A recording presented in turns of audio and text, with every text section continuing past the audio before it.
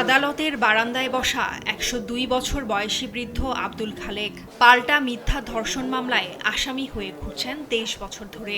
দীর্ঘ আইনি লড়াই শেষে গেল মঙ্গলবার আদালত খালাস দেন তাকে।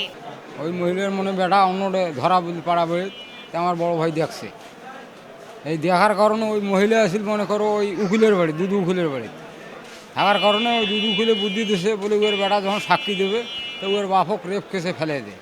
তা আমার বেটা কইছে কি বলে মোর মুই যেটা দেখছো মুই সেইটা সত্য কই, মুই মিথ্যে কবে না সত্য যাও কবার না ইয়েতে কায় ফাঁসতে মুই মিথ্যে কথা কবার না।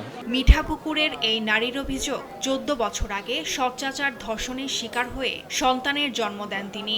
সেই সন্তানের পিতৃপরিচয় দাবির মামলাটি এখন সাক্ষ্য গ্রহণ পর্যায়ে।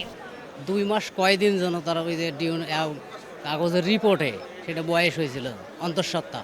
তদন্ত প্রতিবেদন, মেডিকেল রিপোর্ট, সাক্ষীর উপস্থিতি ও সমন্তামিলে বিলম্বসহ বিভিন্ন প্রক্রিয়াগত কারণে এমন অনেক মামলার বিচার কাজ দীর্ঘায়িত হচ্ছে।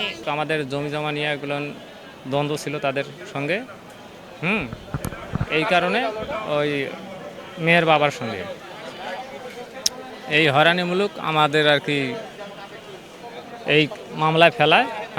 এনার 2 জনের সাক্ষী আছে, কালকে আমার তারিখ আছে, এই এতটুকু। তবে সরকার পক্ষের আইনজীবীরা বলছেন মামলা নিষ্পত্তিতে ট্রাইব্যুনালগুলো গুরুত্ব দিয়ে কাজ করছে।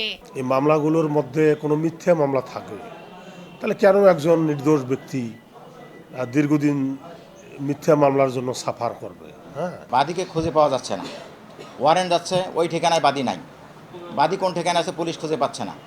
এই 2-1টা মামলা দীর্ঘসূত্রিতে আছে, তাছাড়া মামলা খুব নিষ্পত্তি আছে তড়িৎ গতি। নারী অধিকার কর্মীরা বলছেন ধর্ষণ ও নারী নির্যাতনের মামলাগুলোর বিচার প্রক্রিয়া দ্রুত শেষ করা দরকার। নির্দিষ্ট সময়ের মধ্যে যদি মামলাগুলো নিষ্পত্তি হয় তাহলে দেখা যাবে যে সত্যিকারে যারা দোষী তারা কিন্তু সত্যিকার শাস্তি পাবে এবং যারা নিরপরাধ ব্যক্তি তাদেরও কিন্তু এই যে মামলার জটিলতার মধ্যে তার জীবনটা বা তারপরে পরিবারের যে হ্যাসেল হচ্ছে এইগুলো থেকে সে রক্ষা পাবে।